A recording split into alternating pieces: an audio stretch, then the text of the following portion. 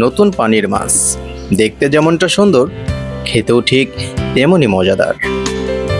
এই মাছগুলোর মধ্যে রয়েছে টাকি মাছ, পুঁটি মাছ আর ছোট ছোট কই মাছ। আর আপনাদেরকে আজকে দেখাতে চলেছি গ্রাম বাংলার সব প্রাকৃতিক সৌন্দর্য।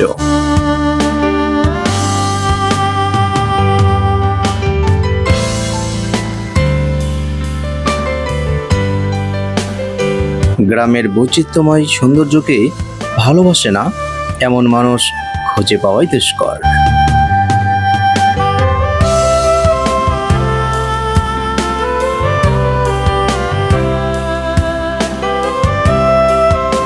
জাতিলাইয়ের গাছের ফুলের উপরে যখন কোনো ভ্রমর আসে তা এতটাই সুন্দর লাগে যা বলার মতো না। প্রত্যেক দিনের মতো ভোরের সূর্য উঠে গেল, এদিকে রাজহাঁস গোসল করতেছে তাদের মনের আনন্দে। রাজহাঁস এই সুন্দর পাতাগুলো খেতে ভীষণ পছন্দ করে।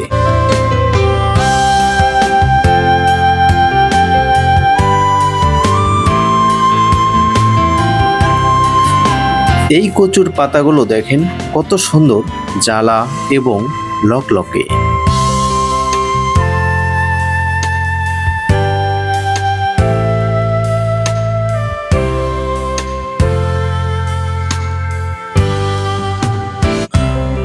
পুরো পুকুর ভর্তি শুধু কচুরি দিয়ে, যার ফুল দেখতে অনেক সাদা এবং অনেক আকর্ষণীয়।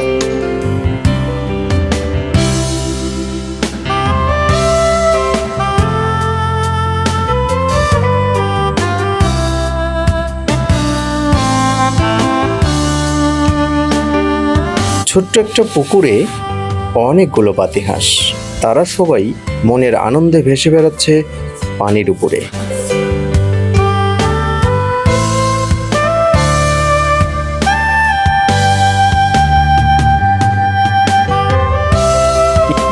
নতুন পানি দেখতে অনেকটাই সুন্দর, তেমনি এই পানির মাছগুলো অনেক সুস্বাদু।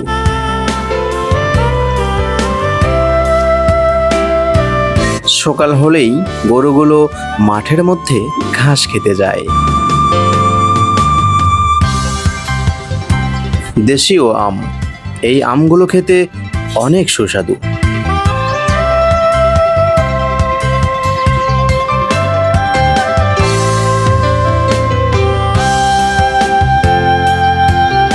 ধান কাটার পর খেরগুলোকে আমরা ঠিক এভাবেই যত্ন করে রেখে দেই।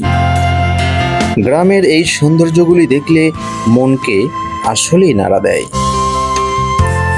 দেখুন তো এই জিনিসটা চেনেন কি না?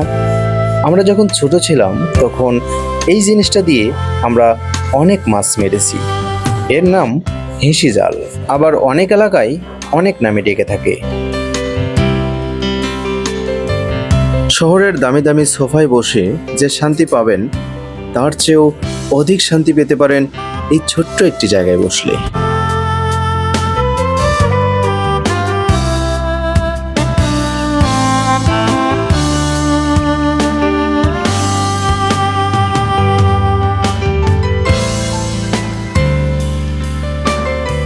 চাল কুমড়া গাছের ফুল দেখতে যেমনটা সুন্দর, চাল কুমড়া দেখতেও ঠিক তেমনই সুন্দর।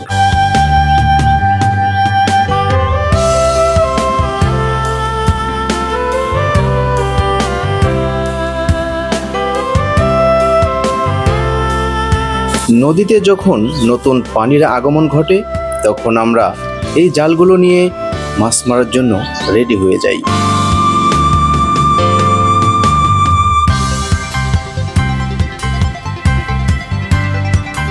পোলট্রি মুরগি খেতে খেতে আমরা প্রায় দেশি মুরগির স্বাদ ভুলেই গেছি।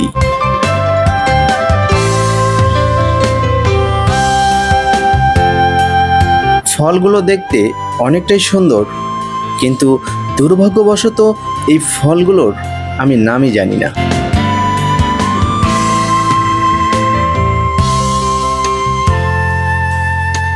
লেবু প্রত্যেকটা মানুষের শরীরের জন্যে খুব উপকারী একটা ফল। এই ফলগুলো দেখতে যেমনটা সুন্দর, এর গন্ধটাও ঠিক তেমনই অসাধারণ।